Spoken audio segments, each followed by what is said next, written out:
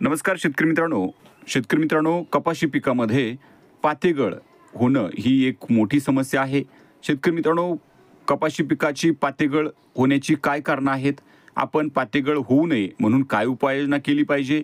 किंवा आपण पातेगळ होत असेल तर त्याच्यावरती कशा प्रकारे नियंत्रण केलं पाहिजे, याविषयी सविस्तर माहिती आपण या व्हिडिओच्या माध्यमातून पाहणार आहोत. शेतकरी मित्रांनो, मी कृषी पदवीधर आणि कृषी सल्लागार समाधान मदने आपल्या कृषी समाधान टेक्नॉलॉजी या यूट्यूब चॅनलवर स्वागत करतो. शेतकरी मित्रांनो, आपल्याला हा व्हिडिओ आवडला तर लाईक करा, शेअर करा, सबस्क्राईब करा. शेतकरी मित्रांनो, कपाशी पिकावरील पातेगळ याविषयी सविस्तर माहिती पाहूया.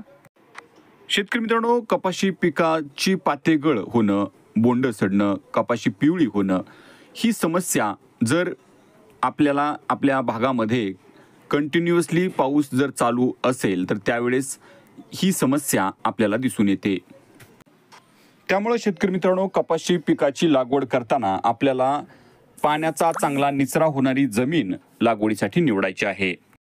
शेतकरी मित्रांनो, कपाशी पिकाचं रेकॉर्ड ब्रेक उत्पन्न घ्यायचं असेल तर आपल्याला पातेगळ ही समस्या येऊ न देणं हे महत्त्वाचं आहे. कारण पातं यावरच कपाशीचं उत्पादन हे अवलंबून असतं. जर जास्तीची पातेगळ झाली तर कापसाच्या उत्पादनावर अनिष्ट परिणाम होऊ शकतो.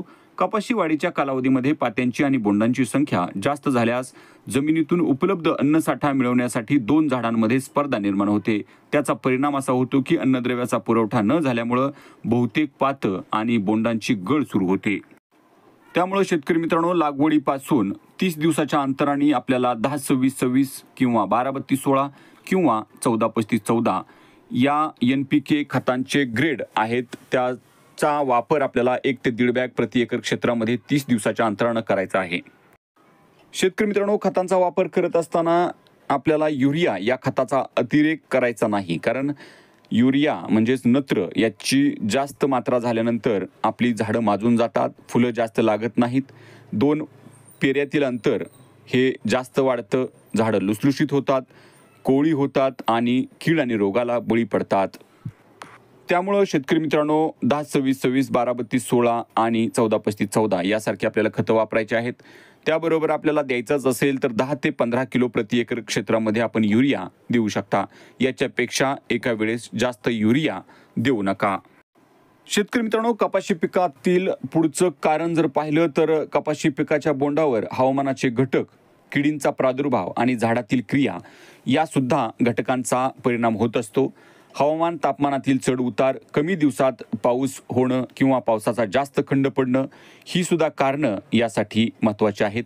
बहुसंख्य कारणांमुळं झाडामध्ये तयार होणारे अन्नघटक, पात्या, फुलं, बोंड या भागांकडे अन्नघटकांचं हवं तेवढं वहन होत नाही. त्यामुळं पात्यांची, बोंडांची गळ होते. वाढणाऱ्या तापमानामुळं किंवा उमलणाऱ्या फुलांवर पाऊस पडल्यामुळं परागसिंचन आवश्यक त्या प्रमाणात होत नाही. त्याचबरोबर कपाशीच्या फुलांवरील किडी इत्यादींमुळे पातेगळ मोठ्या प्रमाणात होत असते. उशिरा लागवड झालेल्या पिकामध्ये पातेगळ आणि बोंड गळण्याचं प्रमाण अधिक असतं. त्यामुळं आपल्याला शिफारस केलेल्या तारखेमध्ये लागवड करणं गरजेचं असतं. शेतकरी मित्रांनो, कपाशीची पातेगळ होण्याची ही प्रमुख कारणं आहेत. शेतकरी मित्रांनो, कपाशीचं पाते गळू नये यासाठी व्यवस्थापन कसं करावं, तर शेतकरी मित्रांनो, कपाशी लागवड करताना जमिनीत पाणी साचणार नाही अशी जमीन आपल्याला, पाण्याचा उत्तम निचरा होणारी जमीन आपल्याला कपाशी लागवडीसाठी निवडायची आहे. फुलं लागण्याच्या कालावधीमध्ये अधिक तापमान, ढगाळ हवामान किंवा पावसाचा खंड येणार नाही अशा प्रकारे लागवड करणं आवश्यक आहे.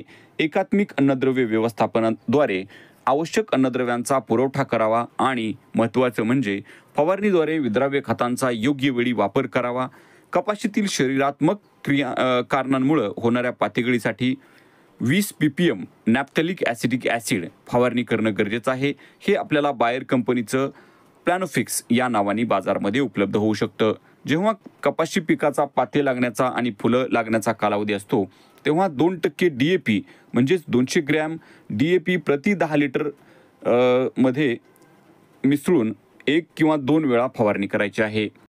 शेतकरी मित्रांनो, प्लॅनोफिक्स आणि DAPची फवारणी शक्यतो आपल्याला सकाळी करायची आहे.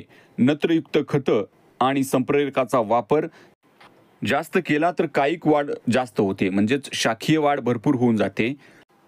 यामुळे सुद्धा आपल्या कपाशी पिकाच्या पात्यांची गळ होऊ शकते. कायिक वाढ रोखण्यासाठी वाढ रोधकांचा फवारणीद्वारे पाते लागताना वापर करावा. फवारणीद्वारे वॉटर सोल्युबल खतांचा पुरवठा केल्यास पातं बोंड लागण्याच्या अवस्थेमध्ये DAP किंवा युरिया खताचं 2% म्हणजे 200 ग्रॅम प्रति 10 लिटर पाण्यामध्ये मिसळून फवारणी करावी.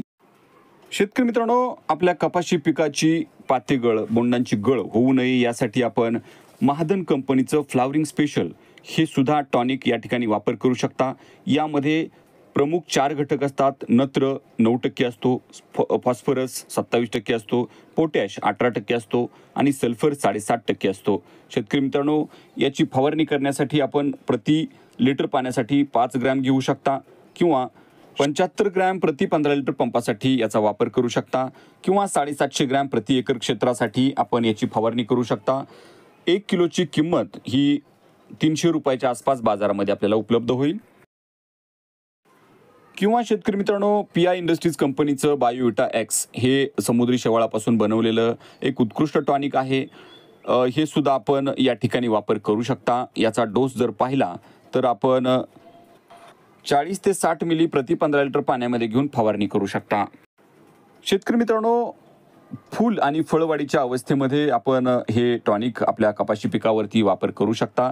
याच्या माध्यमातून आपल्या कपाशी पिकाला ताण सहन करण्यासाठी मदत होते. त्याचबरोबर जमिनीतील पोषक तत्व खेचून घेण्यासाठी हे आपल्या पिकाला मदत करतं. शेतकरी मित्रांनो, यामुळे सुद्धा पातेगळ आणि बोंडांची गळ थांबते. शेतकरी मित्रांनो, या पद्धतीनं उपाययोजना करून पहा. आपल्याला 100% रिझल्ट मिळाल्याशिवाय राहणार नाही. शेतकरी मित्रांनो, हा व्हिडिओ आपल्याला आवडला तर लाईक करा, शेअर करा, सबस्क्राईब करा, जेणेकरून यापुढीलचे सर्व शेतीविषयक नवनवीन व्हिडिओ आपल्यापर्यंत सर्वात अगोदर पोहोचतील. हा पूर्ण व्हिडिओ पाहिल्याबद्दल आपलं मनापासून धन्यवाद.